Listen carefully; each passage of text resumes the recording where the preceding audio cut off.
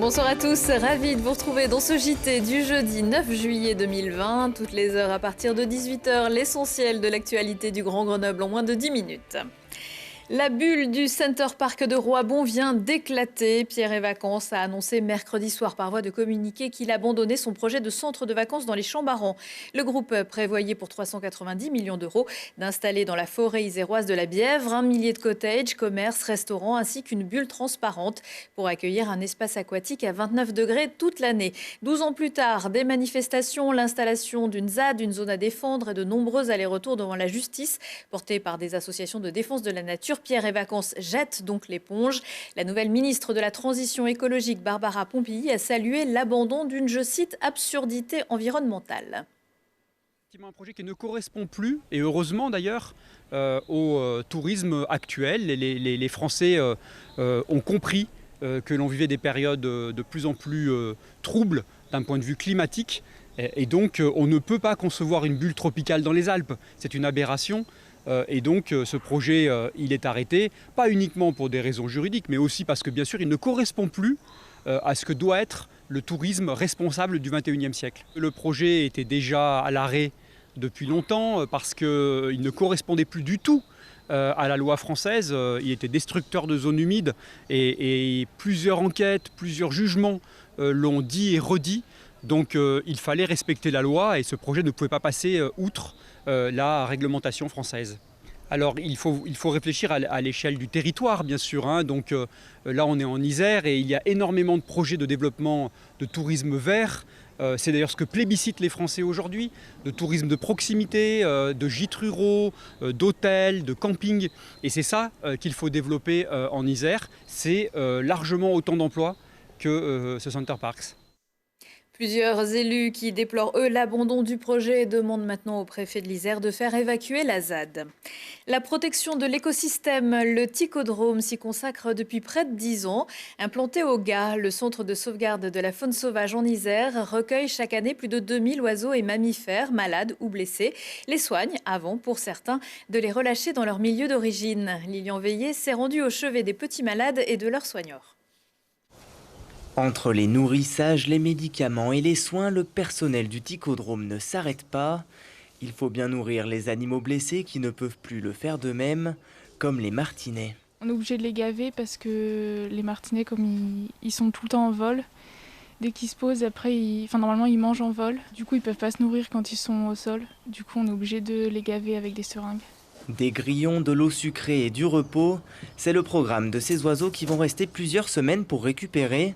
Ce centre de soins pour animaux sauvages accueille 80% d'oiseaux. Certains sont tombés du nid, mais les causes de blessures restent diverses. Elles sont exclusivement liées aux activités humaines en fait. Donc des chocs, chocs véhicules, chocs barbelés, chocs vitres. La prédation par les chats domestiques qui est vraiment une cause de déclin importante aussi qui participe au déclin de la biodiversité. C'est au Gard près de Vif que cette structure associative s'est installée. Elle reçoit aussi beaucoup de petits mammifères, des écureuils, des loirs, des hérissons et des chauves-souris. On reçoit des espèces sauvages, c'est-à-dire qui n'ont pas du tout l'habitude d'être déjà enfermées, manipulées. En plus, elles sont blessées, donc elles sont vraiment soumises à un stress important.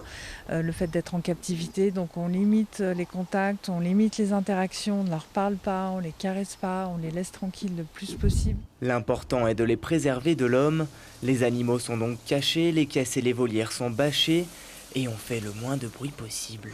On sort la plupart des oiseaux dehors la journée quand il fait beau pour qu'ils puissent, pour être moins stressés, pour qu'ils voient un peu l'extérieur d'autres animaux et qu'ils évitent de nous voir passer trop souvent. C'est source de beaucoup de moins stress pour eux et ça les réhabitue un petit peu au fur et à mesure à l'environnement extérieur. En attendant, les animaux sont bien nourris, du lait pour les chauves-souris, de la pâtée, des fruits et des croquettes pour les hérissons. Mais le Ticodrome commence à être débordé.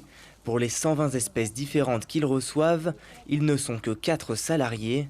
Et malgré l'aide des nombreux bénévoles, services civiques et éco-volontaires, l'année 2020 est compliquée. En ce moment, on est décalé entre ce que le Covid a provoqué au niveau logistique humaine et malheureusement la nature qui a suivi son cours normal de cycle de reproduction et on a énormément d'animaux pour très peu de personnes formées. En 2019, le Ticodrome a reçu 2045 animaux, soit l'année la plus active depuis sa création en 2011.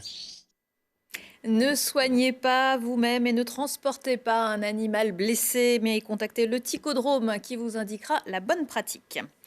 Un jeune homme de 22 ans, bien connu des services de police et de la justice, a été tué par balle dans le quartier de la Villeneuve à Grenoble. Touché au thorax, son corps gisait dans le parc Jean Vélac. Les faits se seraient produits peu après 1h30 dans la nuit de mercredi à jeudi.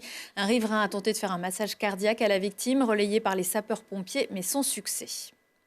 Et c'est dans un autre secteur de la Villeneuve, près de la place des Géants, qu'est intervenu le raid.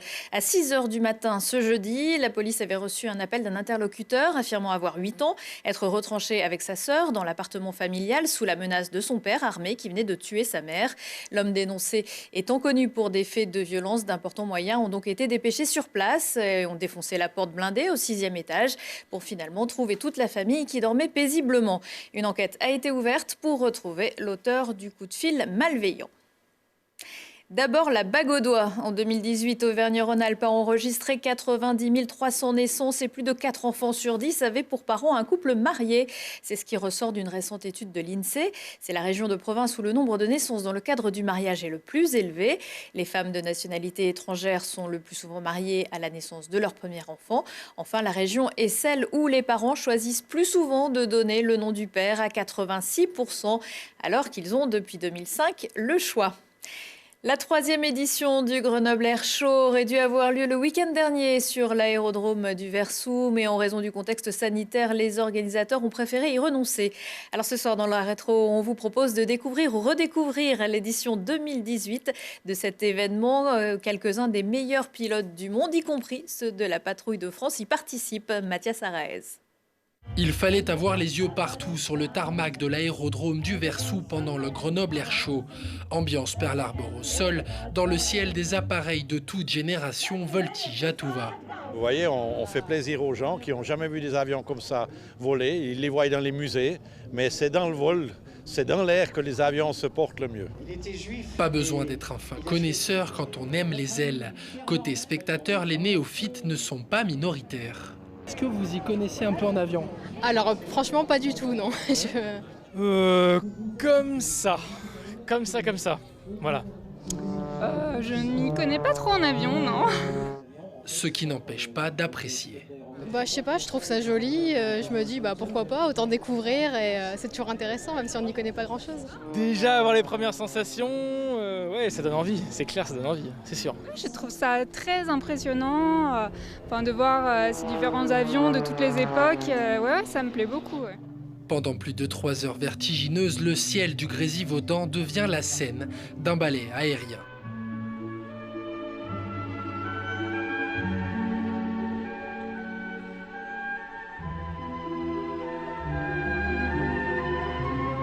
Aussi beau soit-il, l'exercice semble bien lointain.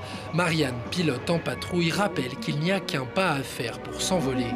Je pense que devenir pilote, c'est vraiment très facile. Il suffit d'en avoir envie. Ça peut avoir l'air d'être un monde à part. Personnellement, c'est ce que je croyais quand j'ai commencé il y a très longtemps. Je me suis trouvée dans un avion comme presque tous les avions, en double commande. On m'a fait toucher les commandes et c'était foutu. J'ai dit, je veux voler. Vous l'aurez compris, une histoire d'envie. Alors prenez votre envol, fendez le ciel, l'horizon n'attend que vous.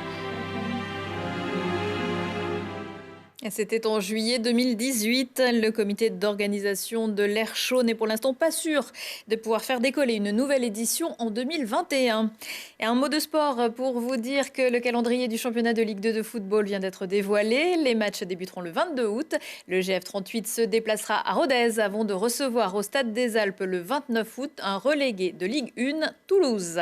Prochain rendez-vous avec l'actu dans 1 heure et en replay sur telegrenoble.net. Excellente soirée à tous.